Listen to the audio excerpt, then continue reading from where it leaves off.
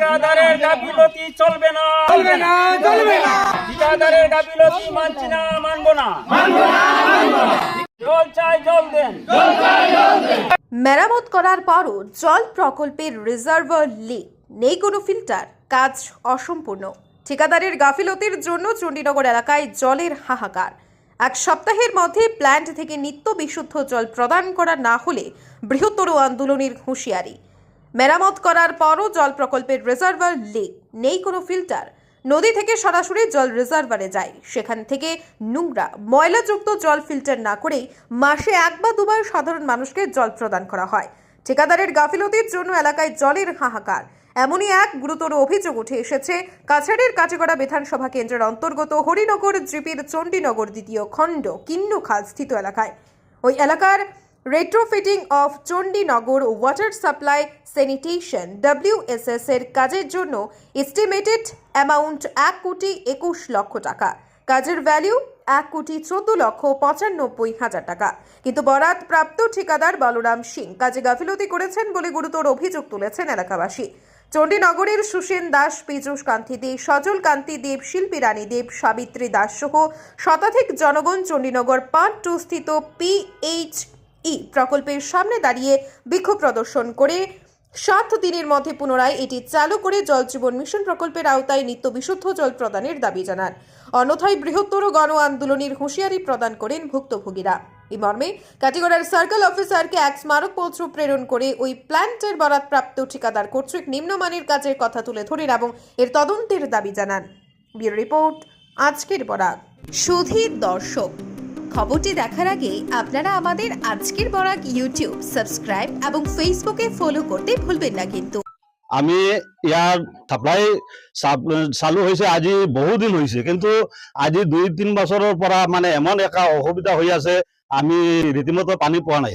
পানি নাপার কারণে কন্ট্রাক্টরের আন্দারে জল মিশনের হেৰি করা হয়েছিল, কিন্তু জল মিশনটো এতিয়ালৈকে মানে পুরা হওয়া নাই। আমার যেটো সার্কিট আছে, সার্কিটের ভিতরে যেটো ফিল্টার আছে, ফিল্টারটো এতিয়ালৈকে ঠিক হওয়া নাই। ফিল্টারটোর কারণে আমি পানি পোৱা নাই। পানীটো ফিল্টারটো নাপাও, কিন্তু কথাটো হৈছে এতিয়ালৈকে মানে পানী মানে নদীর পৰা যেটো পানী ওলাই আহে, পানীটো মানে পুরা বেয়া হৈ আছে। আমি বিরাট অসুবিধা কৰি আছো। এতিয়ালৈকে আমি পানী নাপাৱাৰ কাৰণে আমাৰ ইয়াত বিরাট অসুবিধা হৈ আছে। কন্ট্রাক্টর কোনে আছে? বলরাম সিং আছিলে নেকি। আমি এক সপ্তাহ টাইম দিলো। এক সপ্তাহের ভিতৰত যদি আমার এই কামটো সংকলন নহয়, তেনেহলে আমি বৃহত্তৰ আকারে আন্দোলন কৰিম। চণ্ডীনগর পার্ট 2, পার্ট 3, পার্ট 4 এই 3টা গ্রামের আমরা এই কানেকশন আছে আমরা এই যে পিএইচির মারফতে। তো আমরা 4 বছর যাবত আমরা জল পাই না। 2 দিন যদি দেয় তা 1 মাস আবার বন্ধ থাকে। মানে এই রকম ভাবে কন্ট্রাক্টরের গাফিলতিতে আজকে এই পরিস্থিতিতে আমরা জলের হাহাকার। আমরা খাল বিল নালা ইত্যাদি থেকে কাজ অসম্পূর্ণ, এবং যে কাজগুলা করেছে সেটাও নিম্নমানের কাজ। আমরা ফুললি তদন্ত চাই, এবং আমরা অতি সত্বর এই জলের নিরসনের জন্য আমরা ঊর্ধ্বতন কর্তৃপক্ষ এবং আমাদের আসামের চিফ মিনিস্টার মাননীয় হিমন্ত বিশ্ব শর্মার নিকট আমরা এটাই জানাইতে চাই যে আমাদের অতি সত্বর এখানে পিএইচিটা বিলম্বে তদন্তক্রমে এটা চালু করার একান্ত আবেদন। আমাদের এখানে অতি পুরাতন একটি জল সরবরাহ কেন্দ্র আছে। সেই কেন্দ্রে বর্তমানে প্রায় 3 বছর যাবত কোনো জল সরবরাহ হচ্ছে না। জীবন মিশনের কাজ আরম্ভ হওয়ার পরবর্তী সময় হইতে কন্ট্রাক্টরের গাফিলতি এবং কন্ট্রাক্টর অসম্পূর্ণ কাজ করে গেছে। আমরা কন্ট্রাক্টরের সাথে অফিসের সাথে যোগাযোগ করলে অফিস বলে এখনো কাজ আমরা হ্যান্ড ওভার করি নাই, কন্ট্রাক্টরের আওতাধীন রয়েছে। কন্ট্রাক্টরের কাছে গেলে বলে সে বিল পাইতেছে না, কাজ এখনো হয় নাই। তো কন্ট্রাক্টর বলরাম সিং, আর কন্ট্রাক্টরকে আমরা একদিনও দেখি নাই।